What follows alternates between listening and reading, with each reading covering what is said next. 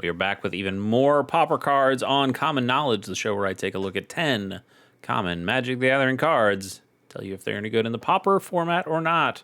Our first card is Ambuscade. 2 and a green. Have we done this card? I feel like I've tripped over this word before. 2 and a green for an instant. Target creature you control gets +1/+0 until end of turn. It deals damage equal to its power to target creature an opponent controls. That really does sound familiar, but I can't be sure. We get a bite effect at instant speed and a power boost to make sure that that bite effect is more effective. But it's 3 mana instead of 2.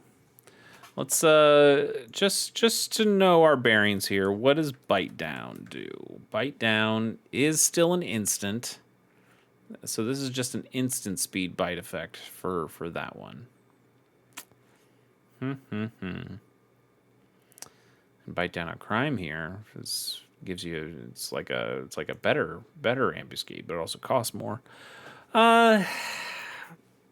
Generally, I think you just want to go for the cheaper stuff. I think Ram Through is still just a better card than this. The power boost is okay, and yeah, it might get you over the hump every once in a while. But for the most part, I think if you're going to play one of these, you probably have a creature that's already giant. Just giving it +1/+0 really do enough. You're in green. Like you're playing, well, you're not playing Colossal Dreadmaw, but like those are the kinds of cards that you play in green. The things that you're killing from your opponent, they're going to be smaller than a Colossal Dreadmaw. The bite effect is enough most of the time. So I don't think this is particularly necessary, but I will give it a 2.4. Wow, this is weird. We just had a legendary creature a couple episodes ago. Tobias Andrion is 3 and Azorius, 3 white, blue for a 4/4 legendary creature, human advisor, and that's all it does. 5 mana 4/4. It's not very good, especially when you have to do multiple color pips. No, thank you. These Legends cards, they aren't good, and I don't understand why they wouldn't make them better. You have to know as a designer. You have to know that it's harder to cast 2 different colors of mana than it is. I don't know. I'll get off that soapbox and we'll just move on. Magic Damper is a single blue mana for an instant. Target creature you control gets +1/+1 and gains hexproof until end of turn, and you untap it.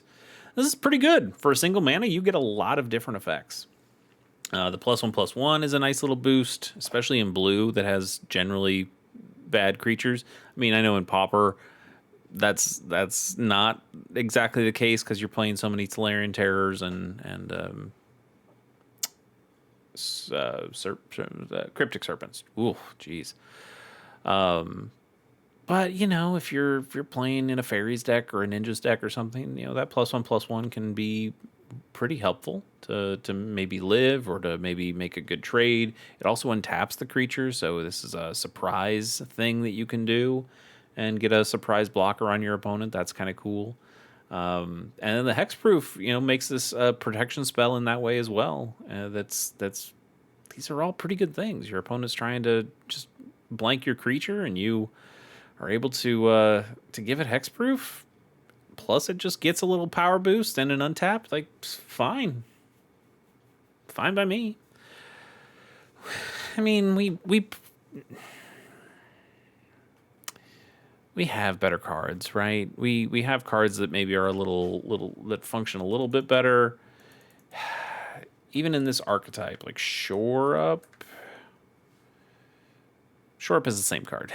Sorry, I was like, Shore Up better? And I know Shore Up is exactly the same as Magic Damper. Yeah, it's fine. It's a good card. It's a classic Magic card. Doesn't really see a whole lot of Pauper play, but I mean, you could slip a couple copies in your main deck or even your sideboard, and I think people would understand. We'll give it a 4.2. Yeah, I think 4.2 is right about where it needs to be. Swell of Growth, 1 and a green for an instant. Target creature gets +2/+2 until end of turn. You may put a land card from your hand onto the battlefield. We had a card very similar to this that we talked about two or three episodes ago. And the problem here, and we'll just kind of go over what I said the last time. These are both fine things. Sure, we combined a giant growth and an explorer into one card, and that's fine. Like you get more effects out of fewer cards. That's better, right? You're getting more. Yeah, but these two things don't always need to be together. Like, you're not going to want both of these things together all the time, and it ends up limiting you more often than it probably helps you. If you need to have a card to hold to be this pump spell, to be this giant growth style effect, you don't necessarily have lands in your hand that are ready to go onto the table. So maybe that part gets wasted, and now you're spending 2 mana on a worse giant growth. You're spending double the mana on a worse giant growth. That's pretty bad. You'll feel terrible about that. You'll also feel terrible if you're just using this to ramp and you don't have a creature on the board to give the power and toughness boost to, or you have a creature and it just doesn't matter. Your opponent still has a giant creature on the board, and even giving your creature +2/+2 isn't going to change anything. You just need the ramp right now. And that also feels like a waste. I spent 2 mana. I could have just played Explore, and that would have at least drawn me a card as well. So I think when you try to smash cards together, you're not always getting Lightning Helix, right? Like, Lightning Helix is a fantastic card. Hey, here's a Healing Salve, here's a Lightning Bolt. We just put them together. The mana costs put together too. And classic card. Great. I love doing 3 damage and gaining 3 life at the same time. A giant growth and an explorer get used in different situations to the point where I was like, I don't want those to be the same card. And so this ends up being, I think, kind of a bad card. And I think will genuinely trap players, and they'll have this analysis paralysis of when they should actually use this card. And if they just had the giant growth, they'd use the card more effectively. If they just had the explore, they would use the card more effectively in the situations that called for it, instead of going, is this the time I need to play my combat trick? Is this the time I should play my ramp?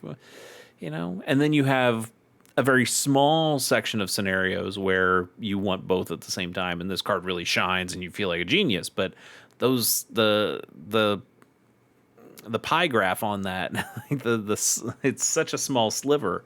I don't think so. I'll give this I'm gonna give it a 2.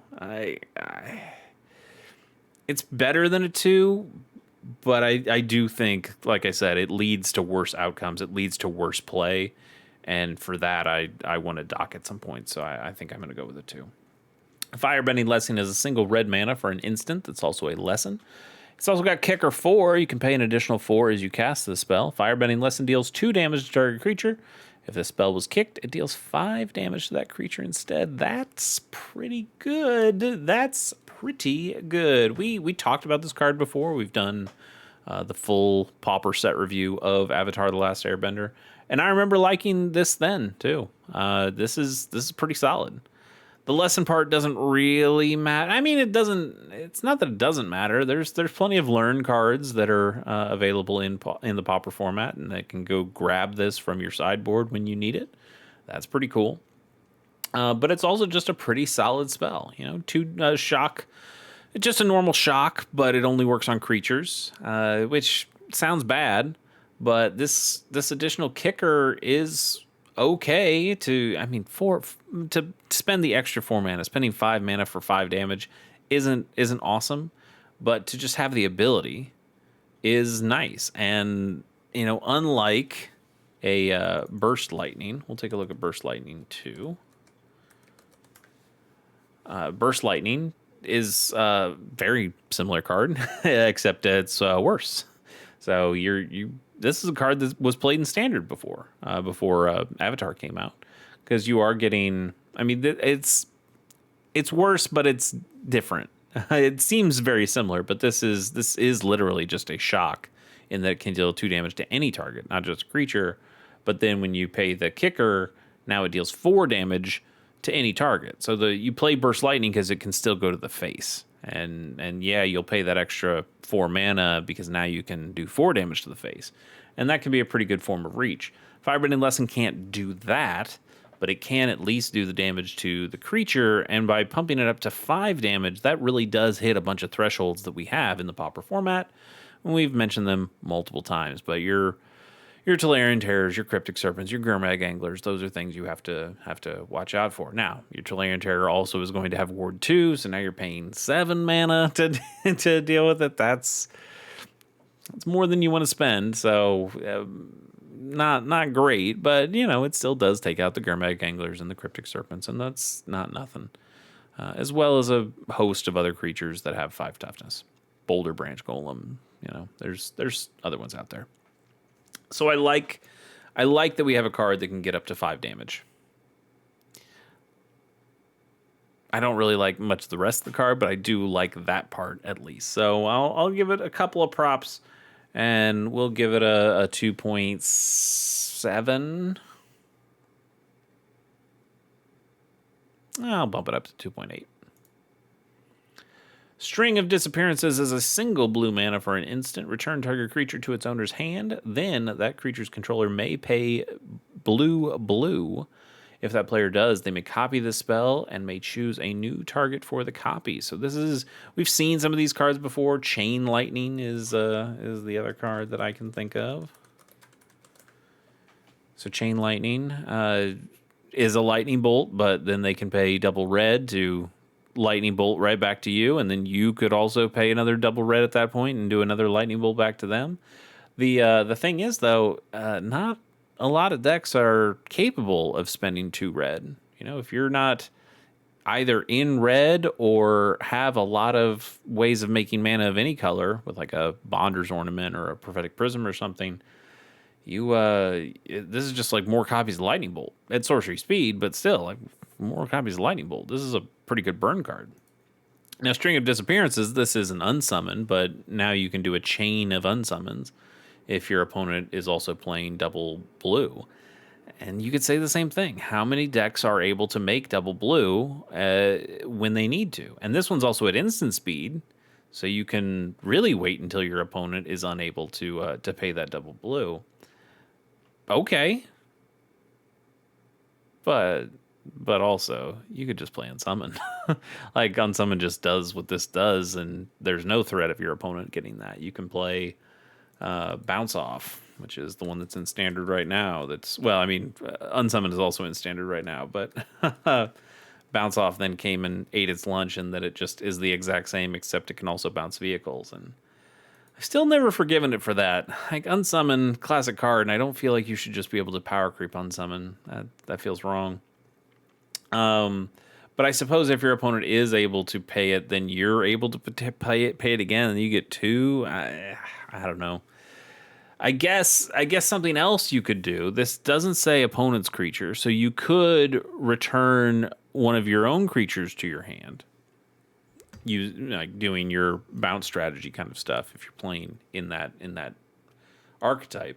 And then you can also pay the double blue and bounce one of your opponent's creatures to hand. And I guess that's something you can do, but if you're going to do that, you'd probably just play Runaway Together, which is 2 mana for an instant that choose 2 target creatures controlled by different players, return those creatures back to their owner's hand. So you can get that effect already, but it's 2 mana. So now you have to think, okay, well, what if I have 5 mana and I can bounce 2 of my own creatures and then also bounce one of my opponent's creatures? And then I guess you got me. That is a thing you could do, and it's a thing that the other cards I mentioned are not able to do. The other thing is the art on this rules. Like, this is such cool art. Seth McKinnon just killed it. But no, I don't think this is a pretty good card. I think we just have better options. You really should just be playing Unsummon. You could play Runaway Together, which is interesting. I've never actually seen anybody talk about playing Runaway Together in a bounce deck. But it would be a pretty cool one. Pretty cool idea. I don't mind that.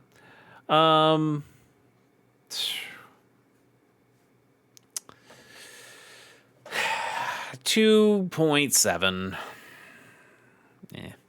Gruul Guild Gates. Have we done the Guild Gates before? I think we've done regular gates, or not regular gates, but the Baldur's Gate gates, like Citadel Gate and things like that. But have we actually done the Guild Gates? I'm gonna say we haven't. Why not? These are good-ish. You know, they're always coming to play tapped dual lands. That's not great, but they do have the gate subtype, so they are potentially good in your gates decks. You know, I have a Caw Gates deck, or had a Caw Gates deck. I guess I've halfway torn it apart at this point. And that's one I put one Azorius Guildgate into, because it's, I mean, you generally want to play the other gates because they give you more flexibility on the colors that come into play. But you sometimes it's just nice to have, like, hey, this I know is going to be in my colors, so I do have one of those in there. I don't think any of the guild gates are particularly that great, because again, you would just go with the things like Citadel Gate and trying to remember the other names of those gates. Can't remember. Manor Gate. There's another one. You'd go with those gates instead, just because they have that more flexibility on them, and they still have the gate subtype, which is what you're really looking for, because it works with Basilisk Gate. So yeah, you could play these, and they'd be fine, but we have slightly better ones. I'll still give them a 5.1, but probably wouldn't give them anything more than that. Raking Claw is 1 and a red for an instant. Target creature gains double strike until end of turn. It also has Cycling 2. I feel like we've done this card before as well. This is fine. This is double strike's a really strong ability. Giving one of your creatures double strike at instant speed is pretty rad. That can be a real blowout to your opponents. I like that it has cycling, and I like that it's pretty cheap cycling on a pretty cheap spell too. Usually, I feel like when the card gets cycling, they jack up the price of the spell, because like, oh, well, it's just got extra abilities on it, so I guess, you know, it probably should be more expensive. But I think 2 mana to give a creature double strike at instant speed is about the right price for that. That does seem like the right rate. And then to just give it a little bonus of, hey, if you don't really need double strike, you can cycle it away. If you don't have a creature on the board and you just need a better answer than that, cycle this away. Yeah, perfectly fine. Not the problem, I think, though, comes in, there's not a ton of creatures that get super giant in Pauper. I mean, there's some big creatures to begin with, but a lot of those creatures aren't in red. Red is more about burn spells. It's more about small creatures and going wide with some of those creatures, or it's creatures that don't deal combat damage, so that can be a little tough. You'd probably want to play this something that splashes, or a 2-color deck, or something that splashes more colors. So like Gruul Ramp, maybe, because now you're putting in, you know, Annoyed Altasaur or something, and now you can give that thing double strike. That's pretty cool. You know, a big Nyxborn Hydra, you can give that double strike. That's pretty cool. Even a Writhing Chrysalis, giving that double strike can be pretty backbreaking in the right scenario.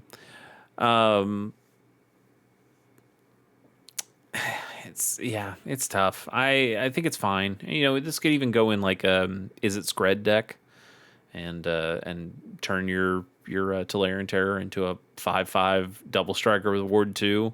And if you need to, you can also just cycle this into your graveyard, and that's an instant or sorcery that, you know, reduces the cost of your Tolarian Terror. Like, there are things you can do. There are scenarios where I could see this working, but probably not quite as good in mono red decks.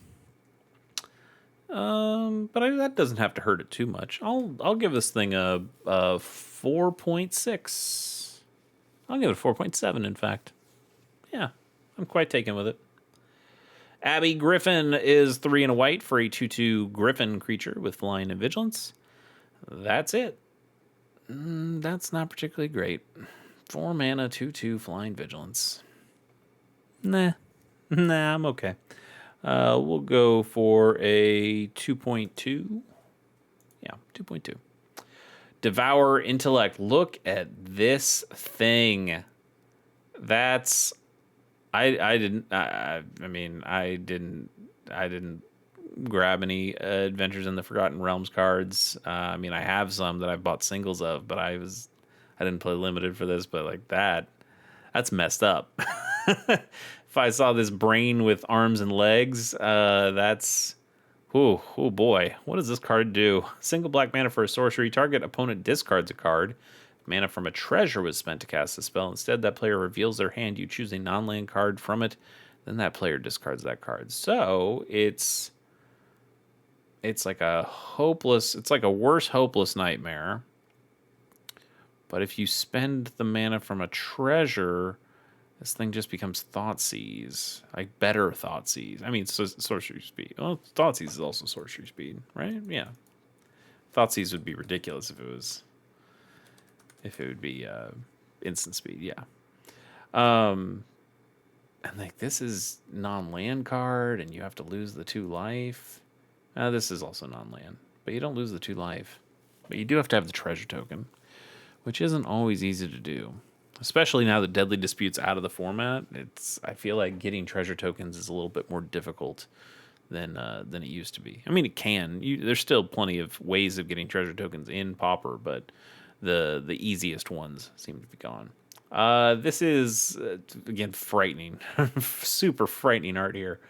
But a 1 mana discard 1 is okay, but I think if you're gonna do that, you might as well just play Duress and get to see their hand on turn 1 regardless. And also, like, that's a turn 1 play. And this can be a turn 1 play. It's just a really bad turn 1 play. Because